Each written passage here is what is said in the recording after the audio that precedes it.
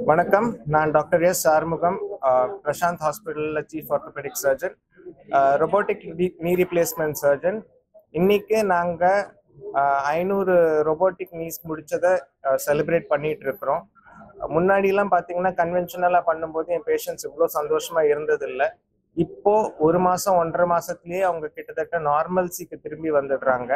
அதனால இதோட அட்வான்டேஜஸ் ரொம்ப ரொம்ப அதிகம். ரெக்கவரி ரேட் ரொம்ப ஃபாஸ்ட், வலி ரொம்ப கம்மி, பிளட் லாஸ் ரொம்ப கம்மி. இதனால என் பேஷண்ட்ஸ் ரொம்ப சந்தோஷமா இருக்காங்க. ஹாஸ்பிட்டல் ஸ்டேயும் கம்மியாயிடுச்சு. ஸோ இது சாத்தியமானது டாக்டர் பிரசாந்த்னால தான். நான் எப்போ அவர்கிட்ட வந்து சொன்னேனோ இது மாதிரி ரொபோட்டிக் தான் இப்போ நீ ரீப்ளேஸ்மெண்ட்டுக்கு அடுத்த ஸ்டெப் அப்படின்னு சொல்லி 1 வாரம் 2 வாரத்திலேயே எனக்கு அந்த ரோபோட் வாங்கி கொடுத்துட்டாரு. வெலீஸ் ரோபோட் வச்சு இப்போ நான் 500க்கு மேலே பண்ணிட்டேன். அண்ட் இதோட பெனிஃபிட்ஸ் இன்னும் நிறைய பேருக்கு போய் சேரணுன்றது தான் என்னோட ஆசை.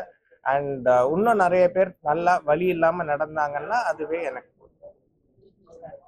ஆர்த்ரைட்டிஸ்ல இப்போ 4 ஸ்டேஜ் இருக்குங்க. ஆரம்ப ஸ்டேஜ்ல பாத்தீங்கன்னா கால் வளைவு ஒன்றும் இருக்காது, கால் நேரா இருக்கும். ஆனா படிக்கட்டு ஏறி இறங்கினா மட்டும் வலி இருக்கும். அண்ட் ஆன்டீரியர் நீ பெயின்னு சொல்லுவோம். அது இன்னும் கொஞ்சம் மோசமாச்சுன்னா காலில் லைட்டா வளைவு வரும், வீக்கம் வரும். அது ஸ்டேஜ் 2. அப்ப நடக்கிற தூரம் பாத்தீங்கன்னா ஒரு 3-4 கிலோமீட்டர் நடப்பாங்க. வீக்கம் மட்டும் ஸ்லைட்டா வரும், மருந்து மாத்திரை கொடுத்தாலே சரியாயிடும். ஸ்டேஜ் 3ல அந்த நடக்கிற தூரம் 3 கிலோமீட்டர்ல இருந்து கம்மியா ஒரு 2 கிலோமீட்டர் வரைக்கும் நடக்க முடியும். கால் வளைவு இன்னும் கொஞ்சம் ஜாஸ்தி ஆகும், வீக்கம் கிட்டத்தட்ட பர்மனண்டாவே இருக்கும். ஸோ அவங்களுக்கெல்லாம் இன்ட்ரா ஆர்டிகுலர் இன்ஜெக்ஷன்ஸ் கொடுப்போம். அதுக்கப்புறமா ஆர்த்ரோஸ்கோபி பண்ணலாம். வேற விதமான வைத்தியங்கள்லாம் இருக்கு. அதெல்லாம் பண்ணி பார்த்துட்டு அதுக்கும் சரி வரலன்னா தான் then when the patient goes to stage 4. Stage 4ல பாத்தீங்கன்னா கால் நேராவே இருக்காது, நல்லா வளைஞ்சிருக்கும்.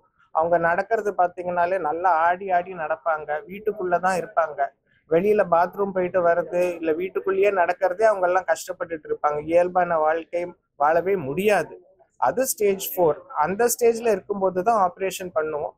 அது பண்ணிட்டு அதுக்கப்புறமா அவங்க நார்மல்சி, அதாவது ஸ்டேஜ் 1 வரத்துக்கு முன்னாடி எப்படி இருந்தாங்களோ, இப்பதான் நீங்க கேட்டீங்க, ஒரு பேஷண்ட் சொன்னாங்க 73 வயசு, பட் அவங்க வந்து வலி வரத்துக்கு முன்னாடி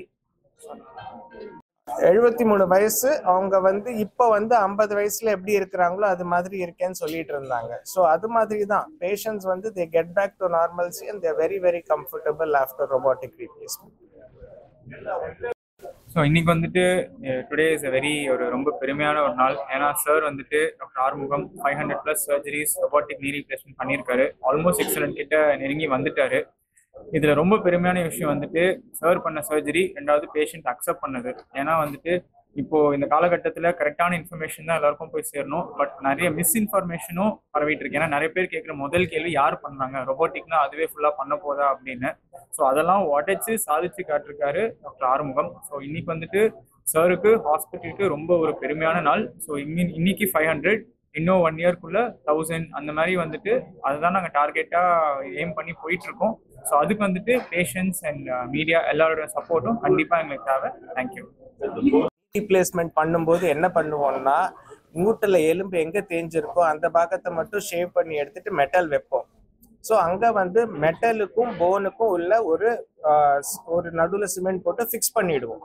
ஸோ ப்ராப்ளம்னு வந்துச்சுன்னா என்ன ஆகும்னா, நம்ம எங்கேயாவது திருப்பி விழுந்தோம்னா, மேஜரா எங்கேயாவது விழுந்தோம்னா அந்த எலும்பு, ஏன்னா அது மெட்டல், நான் போட்டிருக்க இம்ப்ளான்ட் வந்து வாழ்நாள்ல உடைய போறது இல்லை, நம்ம சுத்தியால எடுத்து அடிச்சாலும் உடைய போறது இல்லை, அவ்வளோ ஹார்டான மெட்டல்.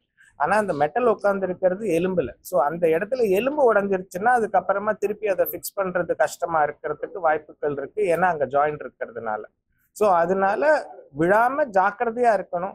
பட் இந்த இம்ப்ளான்ஸ் டிசைன் எல்லாம் இப்போ ரொம்ப அட்வான்ஸ் ஆயிடுச்சு. அப்படி விழுந்து உடைச்சு நிறைய பேர் வந்திருக்காங்க. அவங்களுக்கும் ஆப்ரேஷன் பண்ணி அந்த எலும்பை சரி பண்ணி திருப்பி நார்மலா நடக்க வச்சிருக்கேன்.